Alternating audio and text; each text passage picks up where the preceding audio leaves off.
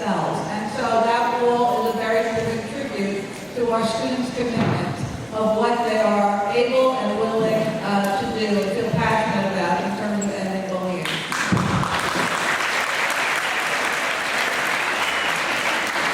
Finally, these boxes on the floor signify something very special. This is our second year of having a kick-off community service project. And as we did last year, this year, in the Walking Feet, we collected sneakers to support the Max Cure Foundation. And that foundation helps sick kids and their families. These sneakers are recycled, and the money from the recycling goes to this organization. So thank you all. Look how many sneakers. There are hundreds of pairs of sneakers, and you can continue to donate until tomorrow and tomorrow. Okay. So I just have a few things I want to say to all of you. First of all, I'm so excited about Aija and Mayrock being here today.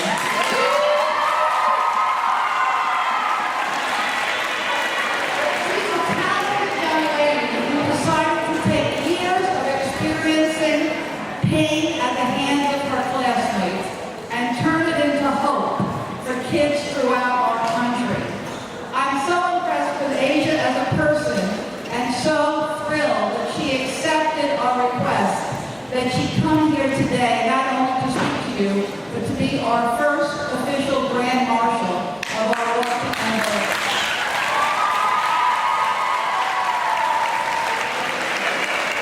Yesterday morning, Dr. Haley and I had the opportunity to chat with Aija and her mom over the phone. We told her all about our emphasis on standing up. We told her about our t-shirts, and she in turn told us about a t-shirt that she had just designed. And she told us on the back of her t-shirt were 4 words, and those 4 words are, "I've got your back." Those are 4 simple but powerful words, and it really got me thinking when I got home last night. I don't know if anybody has ever said that to you, "I've got your back." But if they have, you know that feeling of confidence and courage you get from having someone express those words to you. So last night, I Googled the definition of "I've got your back," and this is what it said. You're going to watch out and be a second set of eyes for someone. You will look out for their best interests.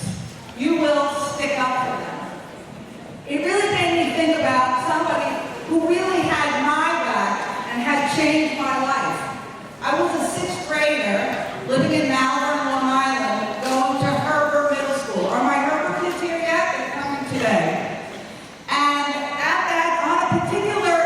in that particular year, I had a wonderful teacher named Mr. Rice.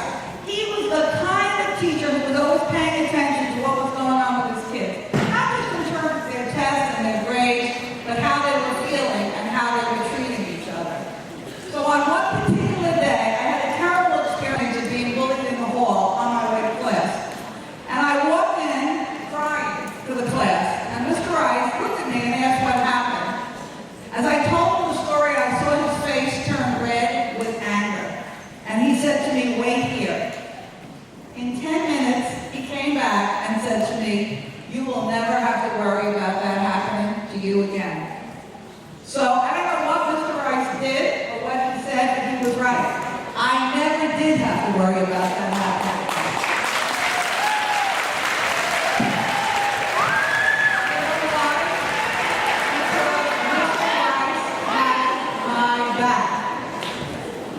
Mr. Rice was an inspiration to me then and still is now. He might have been the reason that I developed a passion for working in school and helping others. So I want to be clear with you here, one, that all of you here today, this is something I'm pledging to all of you. I have your back.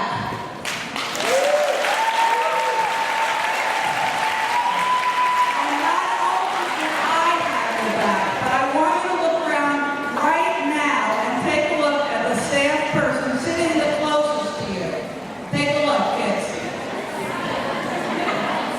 Whether you know that staff member or not, whether they're your teacher, a teacher's aide, a secretary you've seen in the office, a member of our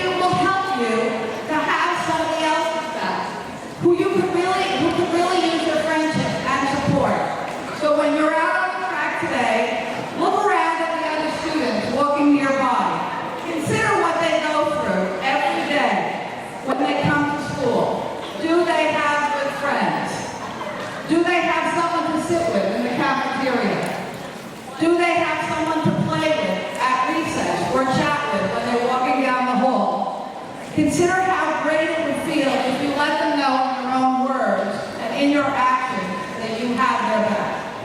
That could be the first step in your journey to end bullying.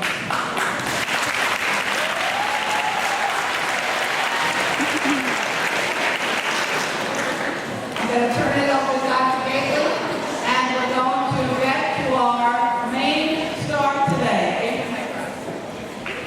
Miss Medina had alerted me to a remarkable young lady who has, as Joanne said, built her narrative, her story, her own experiences as a middle school student who sat where you are, to write a book about her experiences and offer inspiration to us, as well as practical strategies for students who have experienced bullying. So Joanne and I were sitting at the table and I said, let me tweet her, let's ask her to be our Grand Marshal. Within, I guess it was about three hours later, she said, send me your email address on in. And we were so excited that we reached out, and I'm so pleased and privileged right now to introduce to you the Grand Marshal for this year's Bully Prevention Kickoff, Aija Mayrock.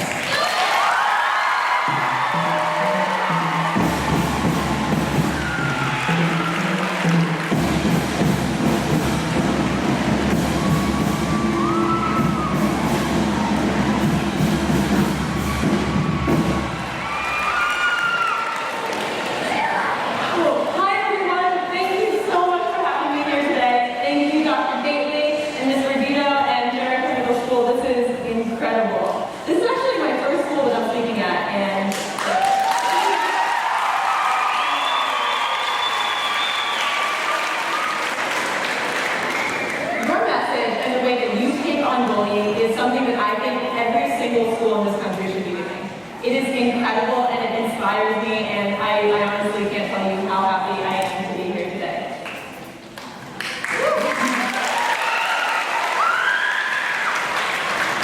So, as Dr. Gately mentioned, he tweeted to me, which I just thought was the coolest thing ever, and I responded to him about 3 hours later, and to hear about what you were doing today at this event was just so incredible and inspirational, and I had to come. So this morning, I'm going to tell you about my story, how I overcame bullying, and how I learned to become my own superhero. When I was 8 years old, I started getting bullied. I wasn't that different, but I had a list, and I was a really nice kid. Middle school was rough for me, and I was searching for a way to kind of explain what I was going through. And I found writing. And suddenly I started writing poems and screenplays and books and short stories, and I would write anything that I could just to get my feelings out there and my message out there. So then that turned into me becoming a writer and an actress and an activist, and someone that can get a book out there and speak to kids and get my message out there and help as many people as I hope to. So I want you to raise your hand if you like rap music.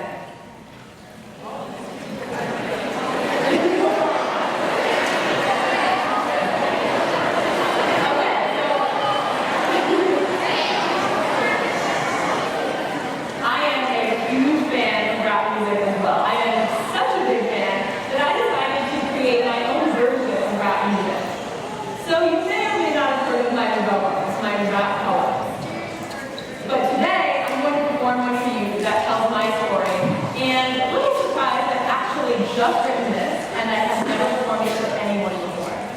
So I'm really excited to share it with you guys.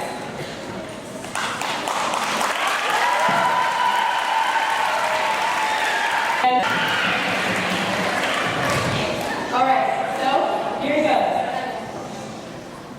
People used to tell me to get over it. Just kids being kids, messing around and saying this and saying this. It's been nearly 3 years since I've looked at myself and wondered, is it worth it? I feel strong now. I no longer hear my bullies when I'm standing in a crowd. No one is saying, Asia, you are worthless. Why are you still here? No one likes you on this earth. This thing inside my mind that used to make it so hard to see that it was all just a moment in time is gone now. I feel stronger than I've ever been, happier than I've ever known, but something still haunts me each and every time I see a kid walking down the street, head bowed, turning away from the crowd, because I know this kid. I know how their heart aches in pain, and the world looks 3 shades darker each and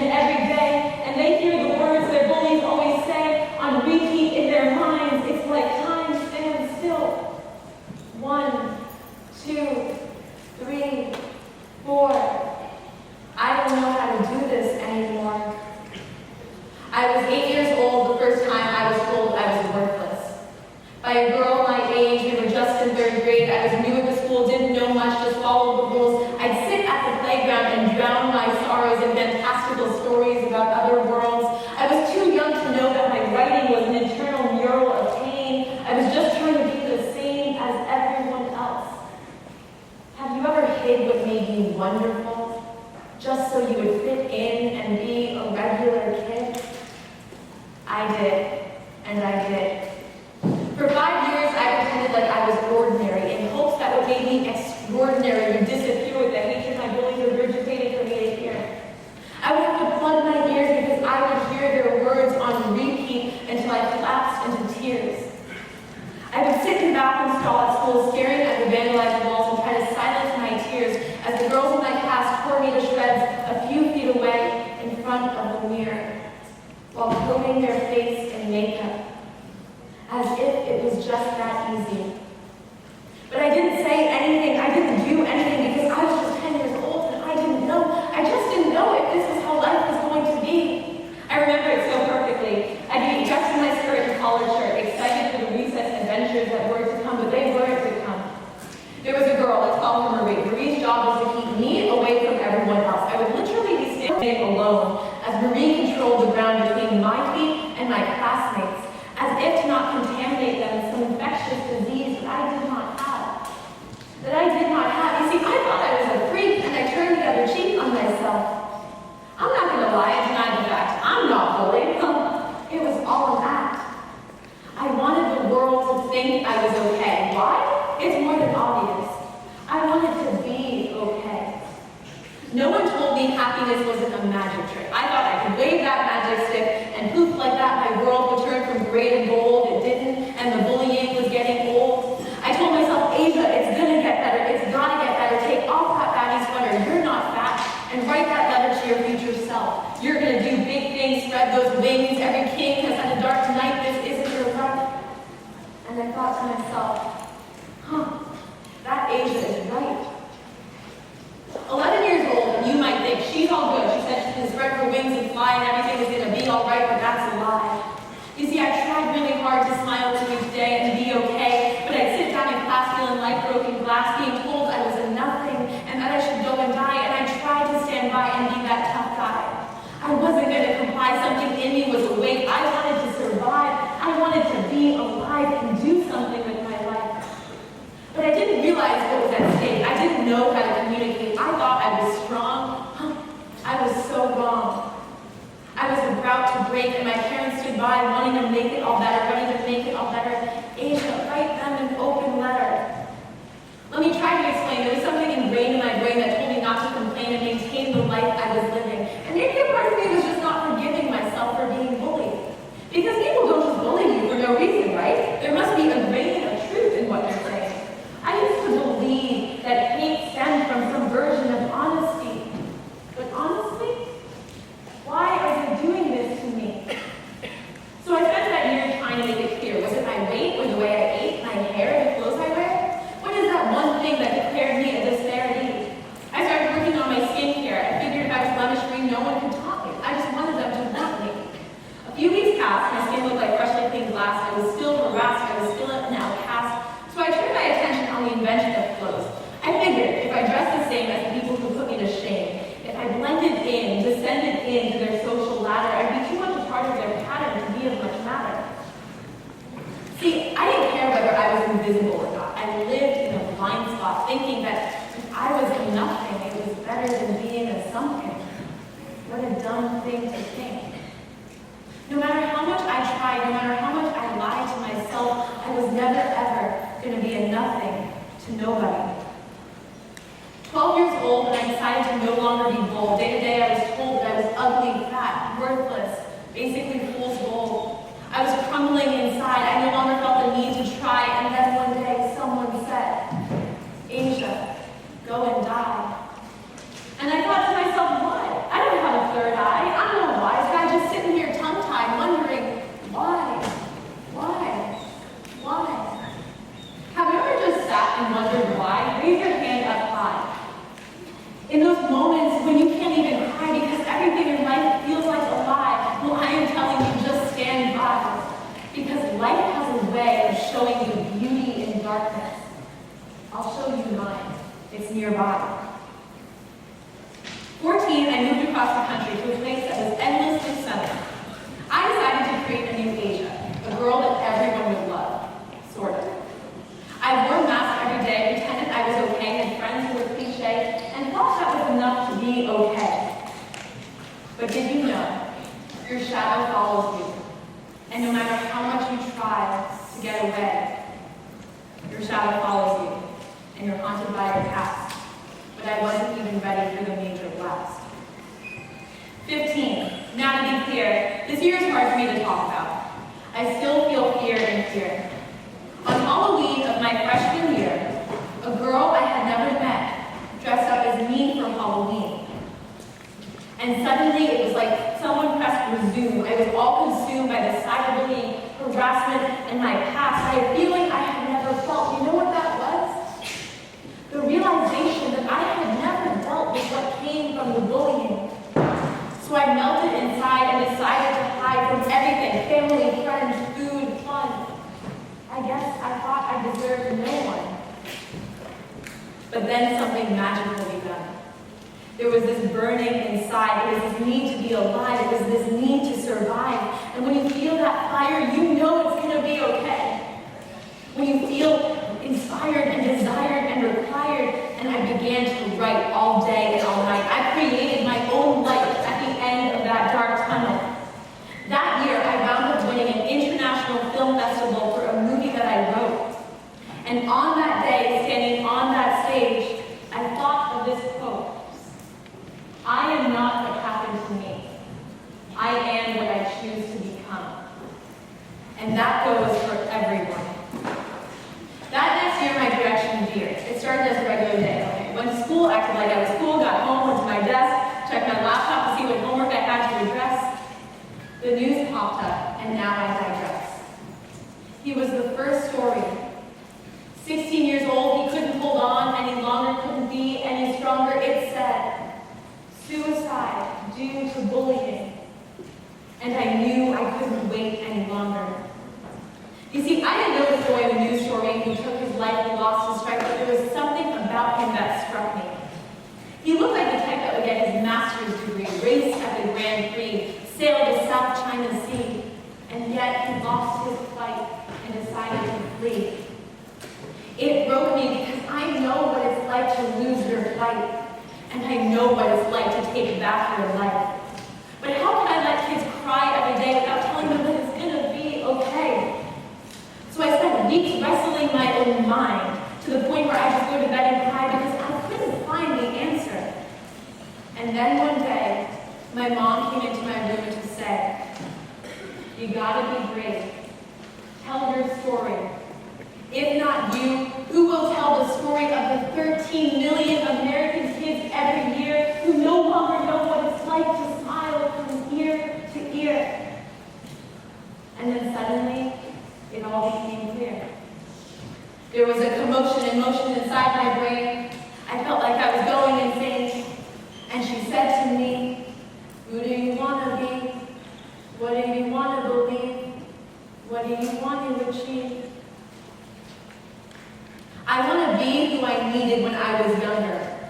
I want to achieve more than I ever thought was possible. I believe in standing up, standing up, standing up. I'm not backing up, easing up, or shutting up. I'm going to make a change. So I put pen to paper, rearranged the thoughts that poured from my brain, and created a book that goes by the name, The Survival Guide to Bullying. The book Aija needed when she was 10, 12, 15, it just came a few years late. Hopefully it would show you how to communicate, love your weight, your sexual orientation, or your growth rate. Because it doesn't matter what anyone says to you. You are the pilot to your own life. You decide how to fly your flight. You decide if you're going to walk the road alone each night or have someone by your side to tell you it's going to be all right. Because it is going to be all right. Whether you are gay, straight, trans, lost, found, alone, sad, scared, or different, we are all different. Unfinished, sufficient. The popular kid that you so want to be has their own insecurities. Trust me, because I have been unpopular, and I have been popular. I know both sides to that coin. Neither is easy, neither I would rejoin. We all fight our own battles every day. We all must be accepting of our wounds that don't always fade away. So I'll leave you with this and say, if there was only one more thing I could say about bullying, it would be this. I promised myself that I would take a stand, try to save others by holding out my hand. But I cannot fix this problem by myself. I need people like you to get up, hold your head high, raise your hand and say, I will not let another kid feel like someone else's prey. Whether you are the bullied, or the bystander, today is a new day. Stand up, don't back down, and be brave.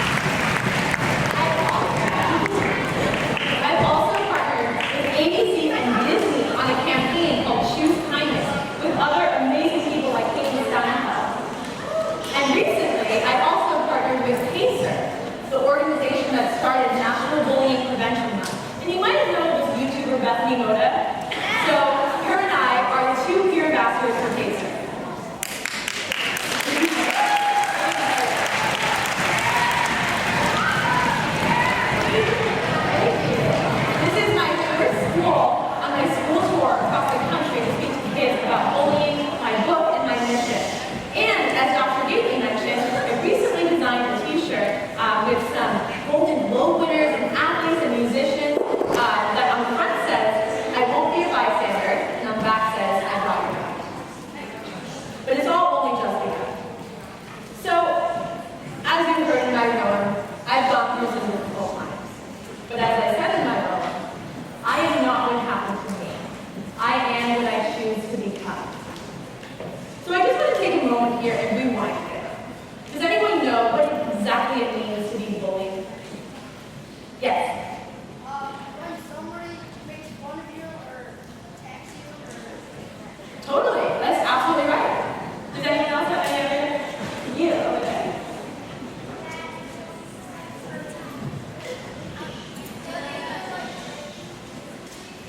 Yes, exactly.